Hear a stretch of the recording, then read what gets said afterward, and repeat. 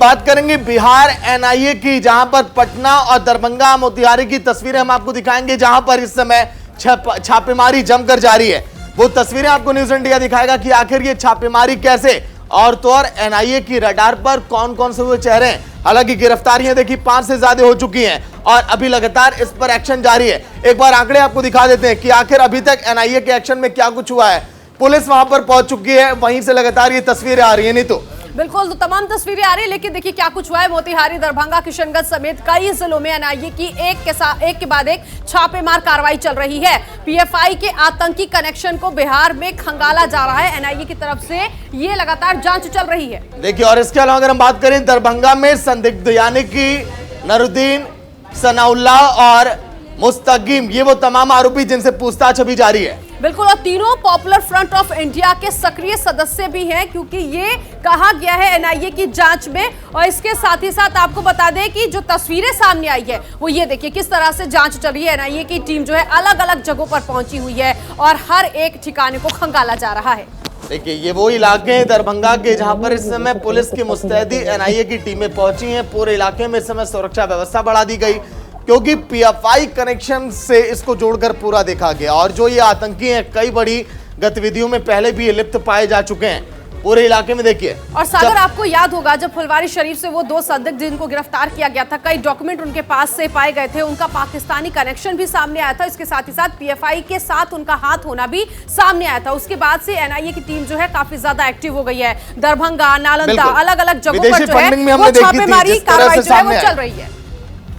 और ये 3 तस्वीरें इस वक्त हम आपको दिखा रहे हैं, नालंदा, दरभंगा, मोतिहारी की ये तस्वीर, जहां एनआईए की टीम अलग अलग जगहों पर पहुंची है, दबिश दी जा रही है और कई दिनों से छापेमारी चल रही है। और इसके साथ ही साथ कई ऐसे संदिग्ध भी सामने आ रहे हैं जिनसे पूछताछ भी की जाएगी। तो चलिए 3 तस्वीरें जो हम आपको दिखा रहे हैं, नालंदा की, दरभंगा की और मोतिहारी की, जहां पर छापेमारी लगातार जारी है। और तो और ग्राउंड जीरो पर भी लगातार जाकर हमारे रिपोर्टर अपडेट ला रहे हैं कि एनआईए की टीम अभी तक किस तरह से कार्रवाई कर रही है, कैसे एक्शन ले रही है। संवाददाता से भी बातचीत करेंगी निदा। बिल्कुल, तो इस पर ज्यादा बातचीत के लिए हमारे साथ हमारे सहयोगी संजीव जो है वो जुड़ चुके हैं। संजीव, जिस तरीके से एक के बाद एक एनआईए छापेमारी कर रही है, क्या अभी तक पता चल पाया कि आखिर ऐसे कितने ठिकाने हैं इन लोगों का जिनका सीधा कनेक्शन पीएफआई से है? बिल्कुल, मैं बता दूं कि अभी तक का जो अपडेट आया है उसमें कई सारे जो है सुराग और कई लोग जो है हिरासत में ले लिए गए हैं। एनआईए ने जो नालंदा का मामला था, नालंदा में कई लोगों को अपने हिरासत में लिया है और कई सारे जो फोन्स थे, उनके पासपोर्ट था, उनको जब्त किया है। और अब उस पर पूरी तरह से जो है जांच शुरू हो गई है कि आखिर पीएफआई से इनका किस तरह से पीएफआई के साथ काम कर रहे थे।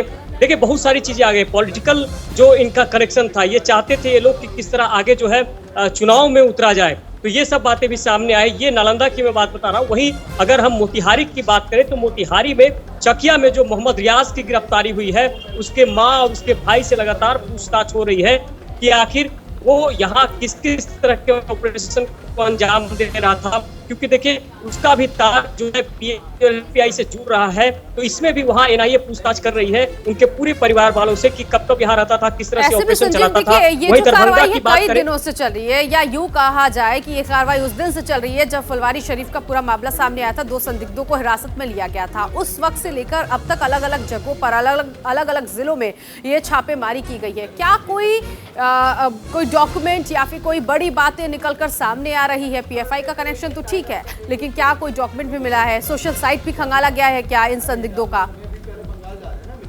बिल्कुल, देखिए आपने बहुत सही सवाल किया है।